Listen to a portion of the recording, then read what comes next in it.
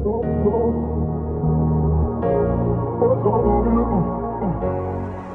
my name's Sadie, and I'm from Jacksonville campus. Hey Fuse, I'm Reagan Harding, and I'm from the Macomb campus. Hey, I'm Blake Overstreet from Macomb. Hello, my name is Owen Rigg, and I go to the Macomb Crossing. Hi, my name is Jesse Johnson, and I go to Macomb Crossing.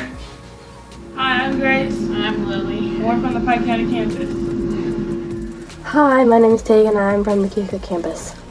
Hi, I'm Lyndon, and I'm from Kirksville. Hi, my name's Aiden Backwith, and I'm from 48th Street. Hey, I'm Livia, and I'm from Macomb. Hi, I'm Lake, and I'm from 929. Hey, I'm Olivia from Mount Sterling. Hey, my name's Will. I'm from Lima. Hi, I'm Nathan Reel from the Pike County campus. Hi, I'm Jack from Monmouth. Hey guys, I hope you saw a familiar face in that video, and I hope that you are doing well. We're so far into quarantine that I honestly don't even know what day it is anymore. But I do know that right now it's time for Fuse Online. I have to say that I am so excited for today. We have Caleb coming up soon with such a good message. But right now, we're gonna hop over to Andre and have a little bit of fun. Thanks, Jordy.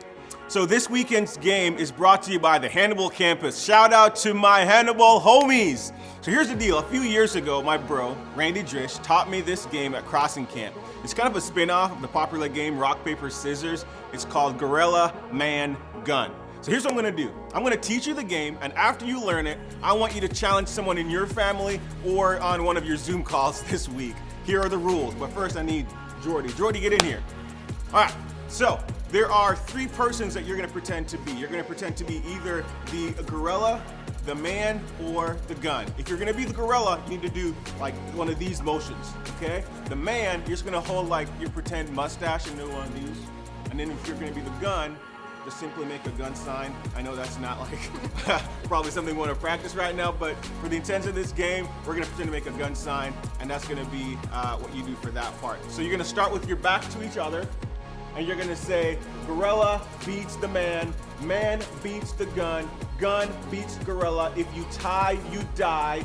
1, 2, 3, and then turn with your sign. Just like that. So all right, here we go, Jordy. Ready to do this? Wait, okay, gorilla. Gorilla, man, gun. Okay, all right, here we go. Okay.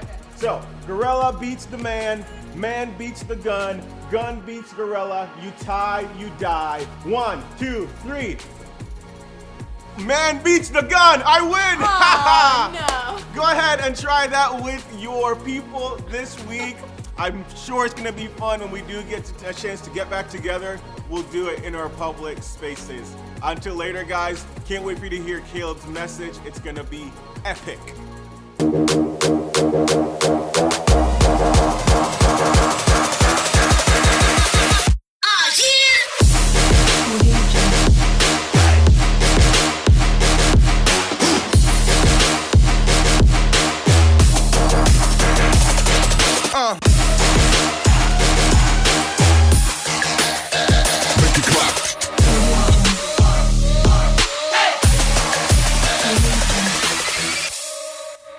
We all have opinions about other people. Does your school have cliques? Y'all know what cliques are. It's those groups of people that hang out together because of the things they have in common. Since it's been a while since you guys have been in school, let me jog your memory. Let me give you a little bit of a refresher. You've got the populars, the jocks, the floaters, the good-ats, the fine arts kids, the brains, the normals, the emos, the anime fans, the loners, and every group of people I just said you had a thought about. You probably thought the jocks are, the smart kids are always, the cheerleaders never. I do this too. We let our judgments and opinions affect the way we view other people. And not only does that mean we're judging them or seeing them negatively, but it also means that we aren't going to give them a chance in the future. In our minds, we already know who they are. And when we do this, we aren't seeing the whole person. We read in the Bible that Jesus was teaching a group of people when several religious leaders interrupted him with a question. "Teacher," they said to Jesus, "this woman was caught in the act of adultery. The law of Moses says to stone her. What do you say?" These religious leaders had found a woman who was caught sleeping with someone that was not her husband. They knew the rules. The law said that if someone committed adultery, they would be stoned. That means that everyone around them would pick up a rock and throw it at them until that person died.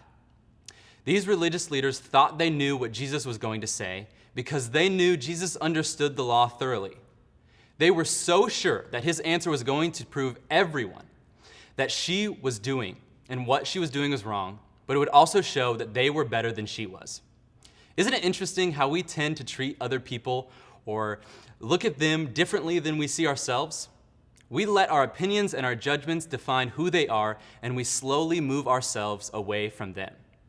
This is exactly what the religious leaders were doing with this woman. And they were so sure that this is what Jesus was going to do too, but he didn't. Here's what happened. The religious leaders kept demanding an answer, so he stood up again and said, "All right, but let the one who has never sinned throw the first stone." Then he stooped down again and wrote in the dust. Jesus challenged these religious leaders to look inwardly at themselves and their own sin instead of judging others. He pretty much said, yeah, this woman is messed up, but so have you. You need to look at the own junk in your own life before you look at everybody else's. And everyone dropped their rocks and left. Then it was only Jesus and the woman. Then Jesus stood up again and said to the woman, "Where are your accusers? Didn't even one of them condemn you?" "No, Lord," she said. And Jesus said, "Neither do I. Go and sin no more." Jesus knew her whole story and he loved her anyway. Everyone said that the woman was bad, but Jesus showed that she was worthy of forgiveness and a future. And to everyone who thought that they were better than the woman, Jesus showed that they were no better than the woman that they came to stone. Along with many other things Jesus did, in this one act, he showed us that there is so much more to others than just our opinions of them. And there are two things that we can take away here from Jesus' teaching. One, worry about yourself. When we find ourselves forming an opinion about the people around us or making a judgment about them, we need to worry about ourselves instead. Just like Jesus said to the religious leaders, we've got our own crap that we need to deal with before we go around trying to deal with everybody else's. So focus on what you're doing and how you can better live out what God has planned for you. And number two, remove the judgment. Think about all the people in your world that you've judged or formed an opinion about without truly getting to know them. What if instead of judging them and what you think you know about them, you only focused on what you knew for sure about them? And here's something you know for sure, that just like you, they were made in the image of God. So what does that mean for them? Does that make them worthy of respect, of love, of friends? Yes, yes, and yes. Remember, there is so much more to others than just your opinion of them. You know, as I was listening to Caleb's message, I couldn't help but think about all the times that I made some of those same mistakes. The times I let my judgment on someone cloud my perception of them. I mean, I was way off. I wasn't even close with my assumptions. But then I remember the truth about all of us. It's that we are all God's children, which means we should never see someone less than God's child. We should never see ourselves less than that either. You know, one of Jesus' most popular quotes about judging others is when he told his disciples, "Don't look at the speck of sawdust in your brother's eye. Instead, focus on removing the plank from your own eye." Honestly, I think that is a truth that we all need to apply to ourselves today. And as we go into worship, I hope that we all take some time to do so.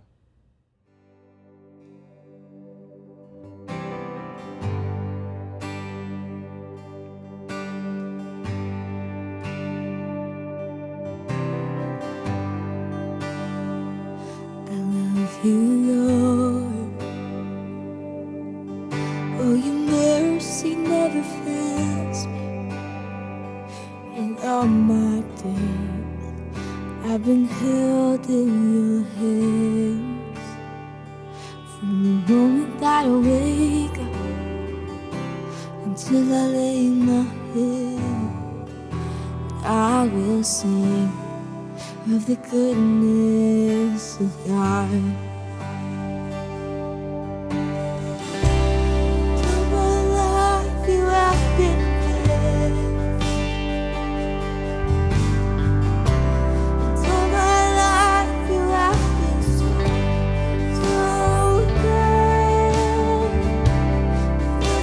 Breath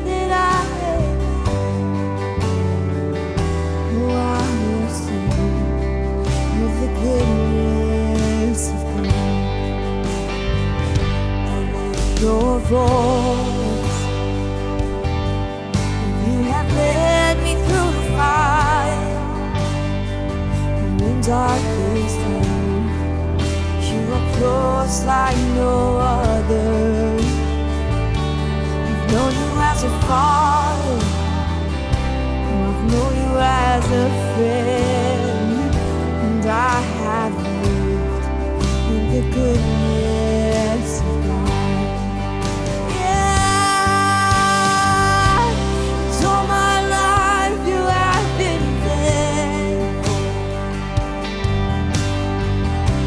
And all my life you have been so good. With every breath that I am able, oh, I'm gonna sing of the goodness of God. Yeah, your goodness is running after, it's running after me. Your goodness is running after, it's running after me. With my life laid down, I'm surrendered now. I give you everything. Your goodness is running after, it's running after me. Oh, your goodness is running after, it's running after me. Your goodness is running after, it's running after me. With my life laid down, I'm surrendered now. I give you everything. Your goodness is running after, it's running after me. Yes, Jesus, yes, you're good, Father.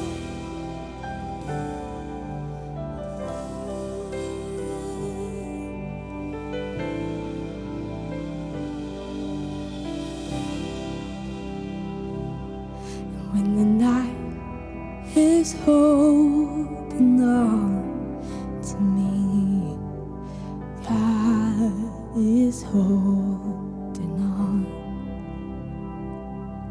And when the night is holding on to me, God is holding on.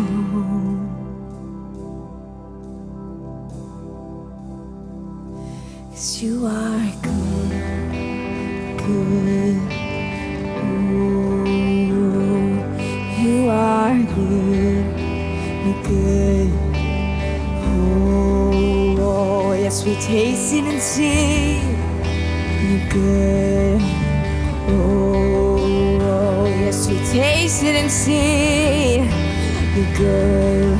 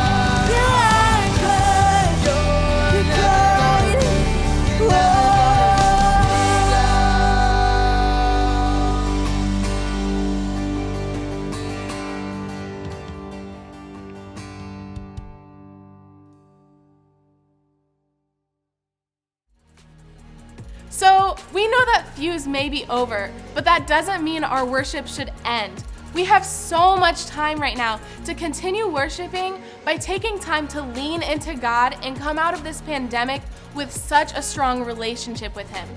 I mean, can you believe it's week number 8 of quarantine? We have officially been 2 months without seeing each other face to face. And I know the longer we go, the harder it may get, and it seems like we won't see an end to this. But I promise that soon enough, we'll be able to hang out again. And until then, find creative ways to have fun with your friends and small group from a distance.